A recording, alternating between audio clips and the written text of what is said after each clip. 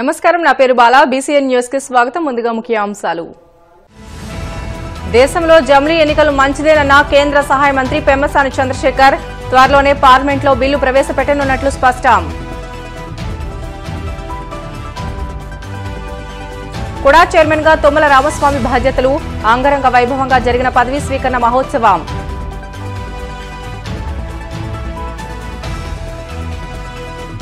కడపలో మధ్యాహ్న భోజన పథకం కార్మికుల ఆందోళన. పథకాల పేర్లే తప్ప మా జీవితాల్లో మార్పు రావడం లేదని ఆవేదన. సీతారామరాజు జిల్లా కొయ్యూరులో వింత ఘటన. గంజాయి సాగు చేపట్టిన రైతులే స్వయంగా పంట ధ్వంసం. దేశంలో జమిలీ ఎన్నికలు రావడం మంచిదేనని కేంద్ర సహాయ మంత్రి పెమ్మసాని చంద్రశేఖర్ పేర్కొన్నారు. వన్ నేషన్ వన్ ఎలక్షన్ అనే నినాదం మంచిదని అన్నారు. దానివల్ల వ్యయం భారీగా తగ్గుతుందని అన్నారు. ముఖ్యమంత్రి చంద్రబాబు ఆలోచనలు అన్ని ప్రోగ్రెసివ్ గా ఉంటాయని అన్నారు. దేశమంతా ఒకేసారి ఎన్నికలు నిర్వహిస్తే దేశ అభివృద్దిపై దృష్టి సారించే అవకాశం ఉంటుందని అన్నారు. జమిలీ ఎన్నికల బిల్లును త్వరలో పార్లమెంట్లో ప్రవేశపెడతామని పెమ్మసాని తెలియజేశారు.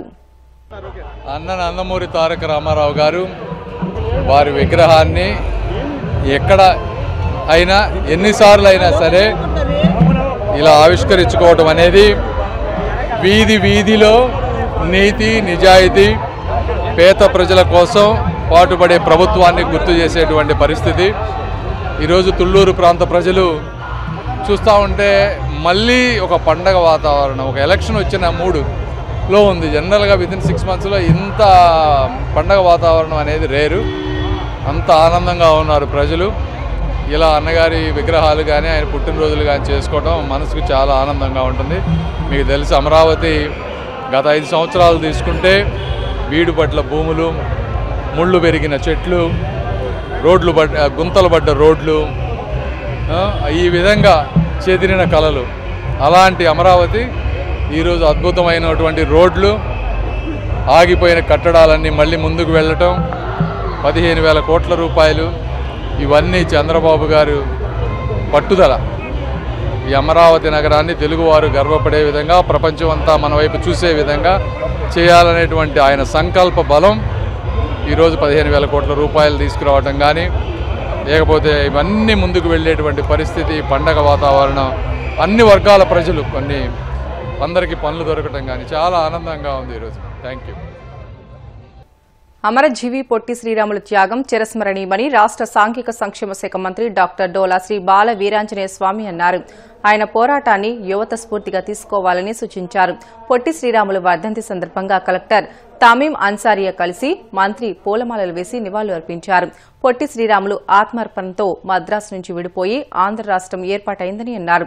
రాష్ట్రం కోసం మాత్రమే కాకుండా దళితులకు దేవాలయ ప్రవేశాలు, స్వాతంత్ర్యోద్యమంలో ఆయన చేసిన పోరాటాలు స్ఫూర్తిదాయకమని అన్నారు.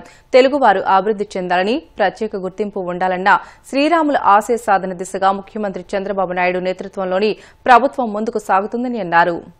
సుమారు 124 సంవత్సరాల క్రితం జన్మించి స్వాతంత్రోద్యమంలో పాల్గొని ఆంధ్ర రాష్ట్రం, తెలుగు ప్రజలందరికీ ఒక ప్రత్యేక రాష్ట్రం కావాలని చెప్పేసి తన జీవితాన్నే త్యాగం చేసినటువంటి గొప్ప అమరవీరుడు పొట్టి శ్రీరాములు గారు. వీరికి మన జిల్లాతో కూడా సంబంధం ఉంది.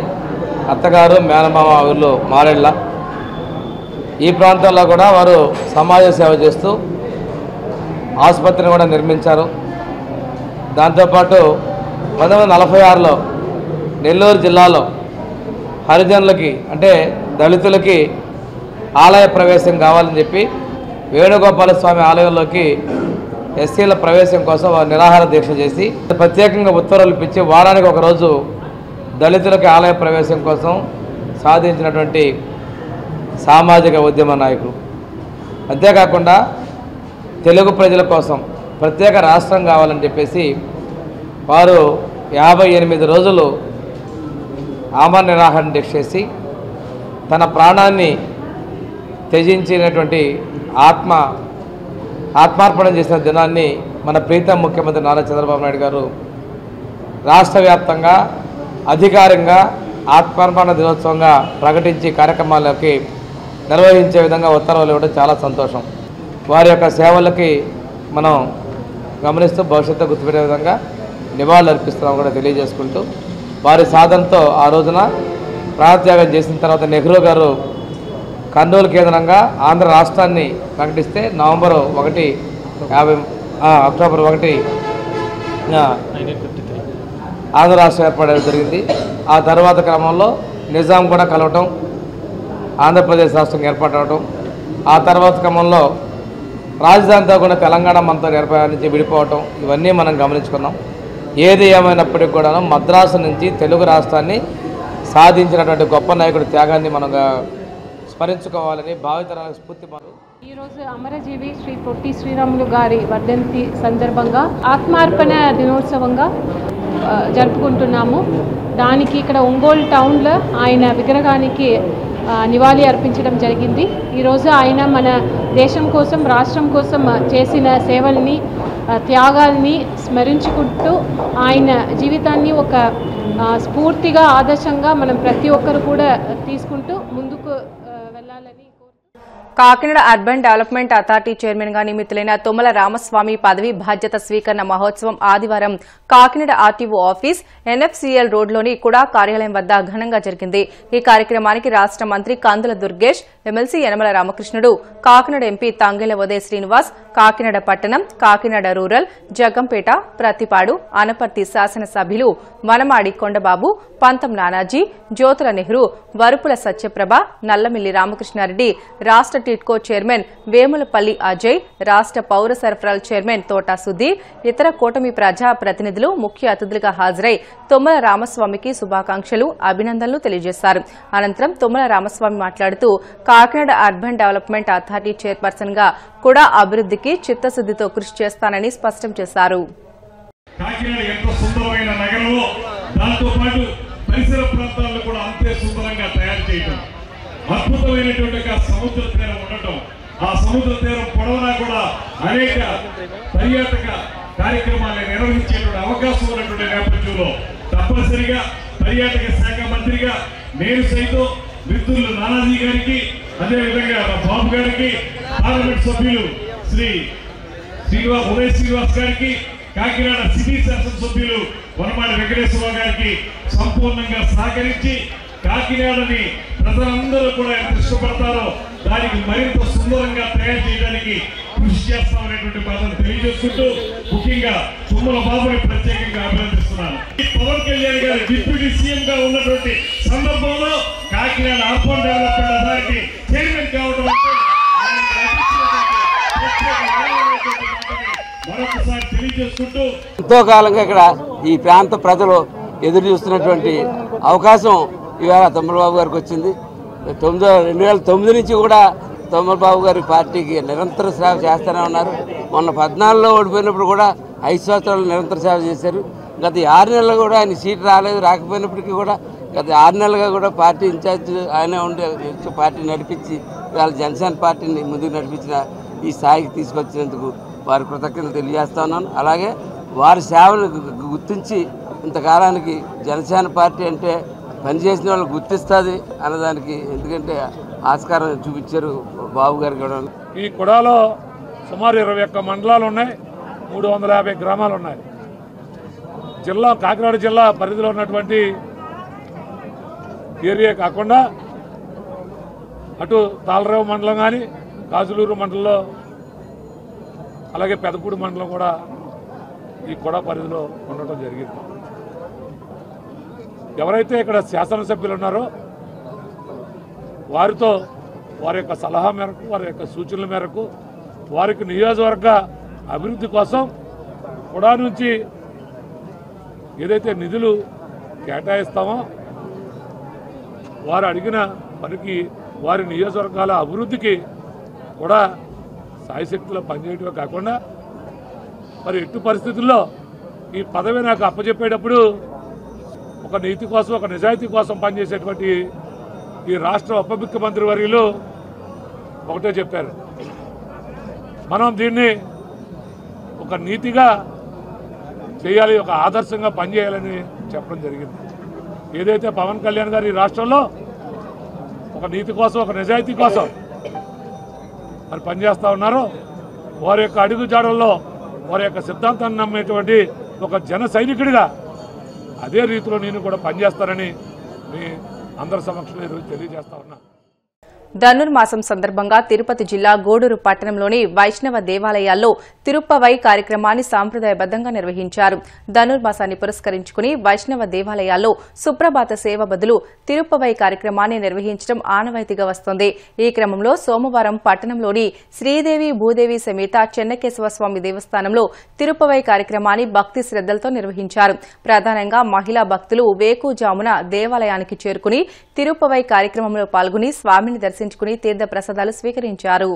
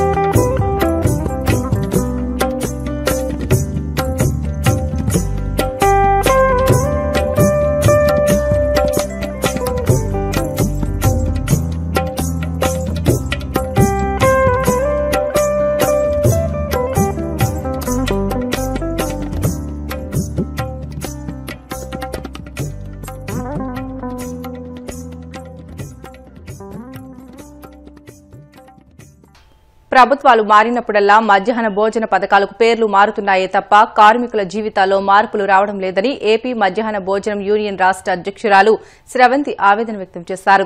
ఈ మేరకు ఆమె కడపలో మీడియాతో మాట్లాడుతూ ప్రస్తుతం కూటమి ప్రభుత్వం మధ్యాహ్న భోజన పథకాన్ని డొక్కా సీతమ్మ మధ్యాహ్నం భోజన పథకంగా మార్చిందని అన్నారు. గత 24 సంవత్సరాలుగా పనిచేస్తున్న వంట కార్మికుల జీవితాల్లో మాత్రం మార్పు తీసుకురాలేకపోతున్నారని ఆవేదన వ్యక్తం చేశారు. తక్కువ జీతంతో పనిచేస్తున్న వీరికి కనీస వేతనం 3,000 రూపాయలు ఇచ్చి ఆదుకోవాలని కోరారు. ప్రస్తుతం కూటమి ప్రభుత్వం వచ్చిన తర్వాత మధ్యాహ్న భోజన పథకాన్ని కాస్త డొక్కా సీతమ్మ మధ్యాహ్న భోజన పథకంగా మార్చినారు. ప్రభుత్వాలు మారిన తర్వాత పేర్లు మార్చడానికి మాత్రమే పరిమితం చేసి కార్మికులను గత 24 సంవత్సరాలుగా పనిచేస్తున్న కార్మికుల జీవితాలు ఏ విధమైనటువంటి మార్పులు లేకుండా తక్కువ జీతం కనీస వేతనం 3,000 రూపాయలు ఇచ్చి కనీస మెస్ ఛార్జీలు కూడా పెంచకుండా పేర్లకు మాత్రమే పరిమితం చేసి కార్మికులను చాలా ఇబ్బందికరంగా ఇవాళ చేస్తూ ఉన్నారు. గత వైసీపీ ప్రభుత్వం వచ్చినప్పుడు కార్మికుల్ని కొంతమందిని తొలగించి వాళ్ళ పార్టీలో ఎవరైతే సుముఖంగా పనిచేసినారో వాళ్ళకి అప్పచెప్పినారు. అదే ధోరణిలో ఇప్పుడున్న ప్రస్తుతం ఉన్న కూటమి ప్రభుత్వం కూడా కార్మికులను తొలగించి పొట్టకొట్టి వాళ్ళు వచ్చిన వెంటనే తొలగిస్తే వాళ్ళు ఉపాధి ఏ విధంగా తెచ్చుకొని మళ్ళీ బ్రతుకు జీవనం కొనసాగిస్తారని మేము సంఘాలుగా ప్రశ్నిస్తూ ఉన్నాము. అదేవిధంగా ఇప్పటికీ గత కరోనా కాలం నుంచి కేంద్ర ప్రభుత్వంకి గత నెల కళ్ళు తెరుచుకున్నట్టుగా మాకు అనుకుంటా ఉన్నాము. కరోనా కాలం నుంచి ఇప్పటికి 3 సంవత్సరాలకు ఒక పైసా కూడా పెంచకుండా ధరలను చూస్తే కొండకు ఆనుకుంటున్నాయి. కానీ వేతనాలు కానీ కనీస వేతనాలు కానీ పెంచకుండా కార్మికుల్ని అనేక రకమైన ఇబ్బందులు కలుగజేస్తున్నారు. కనీస వేతనం 3,000 ఇస్తున్నారు. గత నెలలో కేంద్ర ప్రభుత్వానికి కళ్ళు తెరుచుకొని ఎలిమెంటరీ స్కూల్కి 74 పైసలు, హై స్కూల్కి వచ్చేసి ₹12 చొప్పున పెంచినారు. ఇది ఏ కూరగాయలు కొనడానికి లేదంటే ఏ వస్తువులు కొనడానికి సరిపడతాయని మేము ప్రశ్నిస్తూ ఉన్నాము. అదేవిధంగా గత నెలలో మన విద్యాశాఖ మంత్రి గారు లోకేష్ గారు ఇంటర్మీడియట్కి మళ్ళీ భోజనాలు అందిస్తామని, పౌష్టికాహారం లోపం వల్లనే డ్రాప్ అవుట్లు జరుగుతూ ఉన్నాయని ఆయన ఒక స్టేట్మెంట్లో తెలిపినారు. మేము కూడా ఆహ్వానిస్తున్నాం. పిల్లలకు భోజనం పెట్టేదానికై మేము కూడా ఈ పథకాల్లో పనిచేస్తూ ఉన్నాము. మా కార్మికులంతా కూడా సిద్ధంగా ఉన్నారు ఇంటర్మీడియట్ వాళ్ళకి భోజనాలు పెట్టడానికి. కానీ గత 2017 ఆగస్టు 3వ తారీఖు నుంచి 2018 డిసెంబర్ ఆఖరి వరకు కూడా ఈ భోజనాలు కొనసాగించారు. అప్పుడు కూడా కనీసం వీళ్ళకి ఎంత మట్టుగా రైస్ సరిపోతుంది, ఎంత ధర, కనీస ధరను నిర్ణయించడం కూడా జరగలేదు. ఇప్పుడు మళ్ళీ అదే పథకాన్ని పునరావృతం చేసి కార్మికులను ఇబ్బంది చేస్తున్నారు. ఇప్పటికైనా కనీస వేతనాన్ని కానీ వాళ్ళ యొక్క పని చేసి పెట్టడానికి కార్మికులను కానీ ఏర్పాటు చేసినంత మాత్రాన ఈ పథకాన్ని కొనసాగింపజేస్తాము. లేదా కనీస ధరను కానీ నిర్ణయించకపోయినా ఈ పథకాన్ని కొనసాగించడానికైతే సుముఖంగా కార్మికులు ఎవరూ లేరు. అదేవిధంగా గత 2017-18 నాటి మొత్తం రాష్ట్ర వ్యాప్తంగా 650 స్కూళ్ళు అయితే మాత్రం ఉన్నాయి. ఈ 650 స్కూల్ యొక్క కనీస వేతనాలు అదేవిధంగా మెస్ ఛార్జీలు చెల్లించినాకే ఈ పథకాన్ని కొనసాగించవలసిందిగా ప్రభుత్వాన్ని మేము డిమాండ్ చేస్తూ ఉన్నాం. బ్రిటన్లో షార్ట్ బ్రేక్ తీసుకుందాం. Stay with us.